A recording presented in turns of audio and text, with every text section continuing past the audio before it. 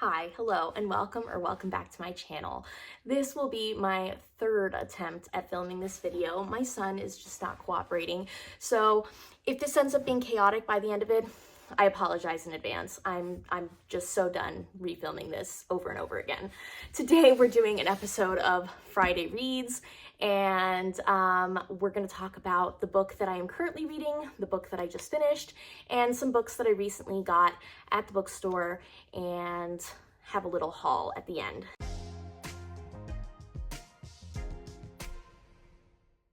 So let's go ahead and get started with what I am currently reading, and that is Braiding Sweetgrass, Indigenous Wisdom, Scientific Knowledge, and the Teaching of Plants by Robin Wall Kimmerer.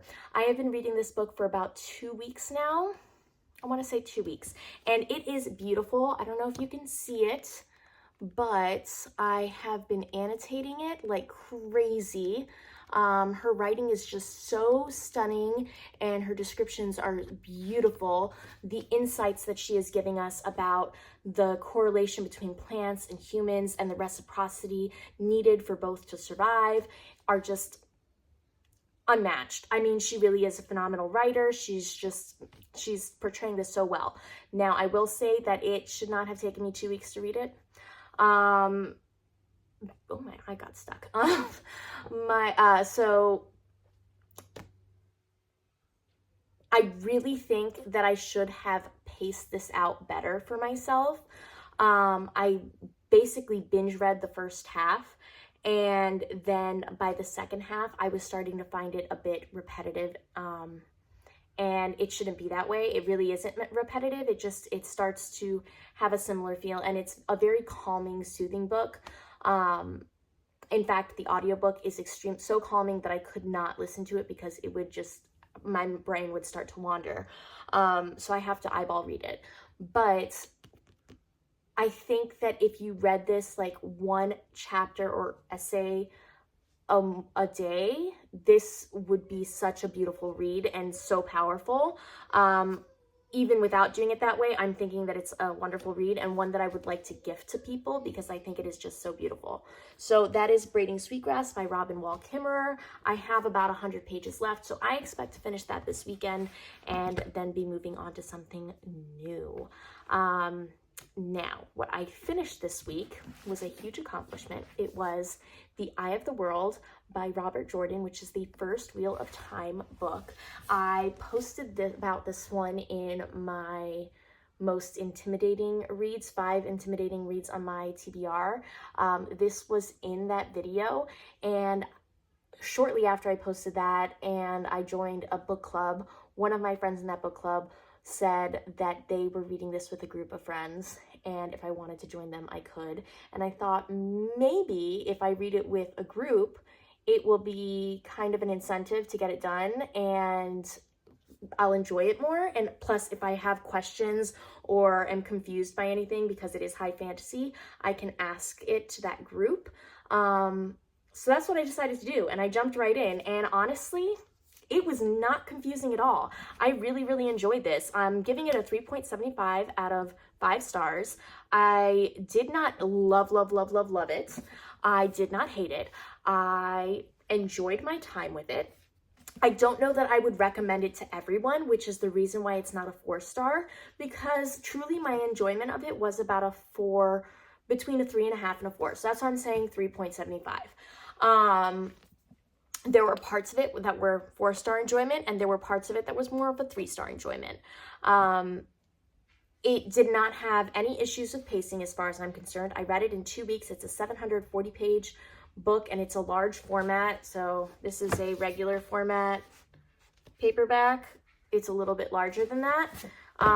So reading it in 2 weeks, I think, is a good amount of time. And I did not find it confusing. I was very much so on board with the whole story.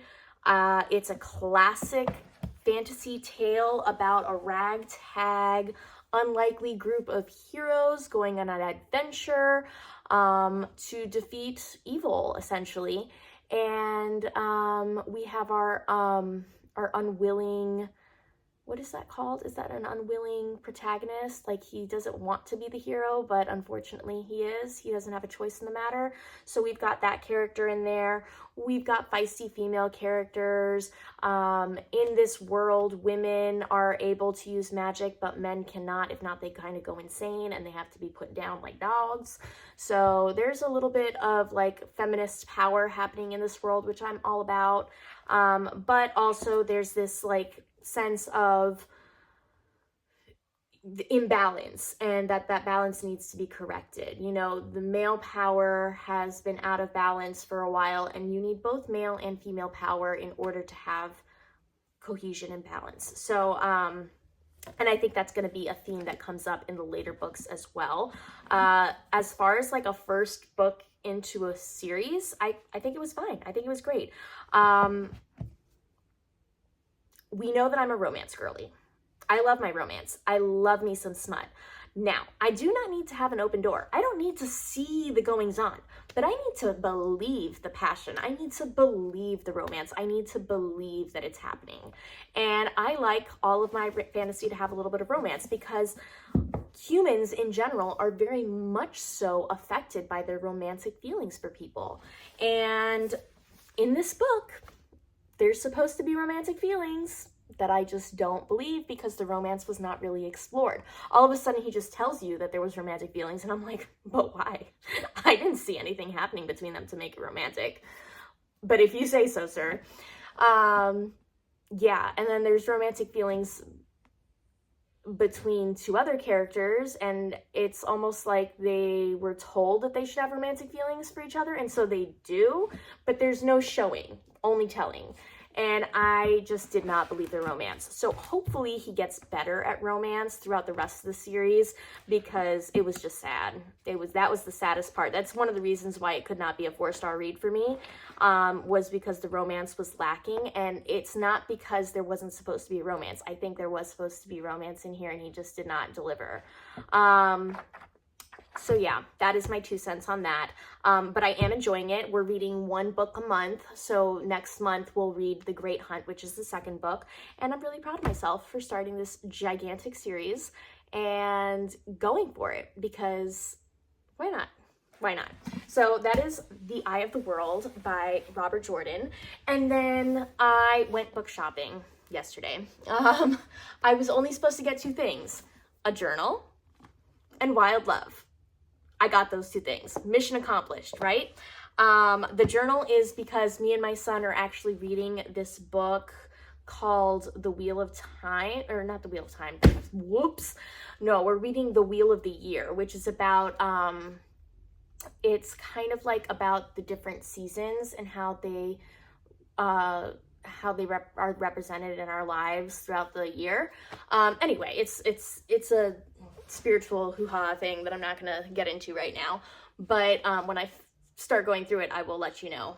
The book is beautiful. I don't have it with me right this second, otherwise I would show you, but I'm gonna be journaling, and I needed a new journal, and this one is so pretty. Look at that cover on it. Hold on, there we go. It's got like a Luna moth and the moons and the other moths. I don't know, I just thought it was so stunning, and I think it's going to be great for journaling about my spiritual journey this year.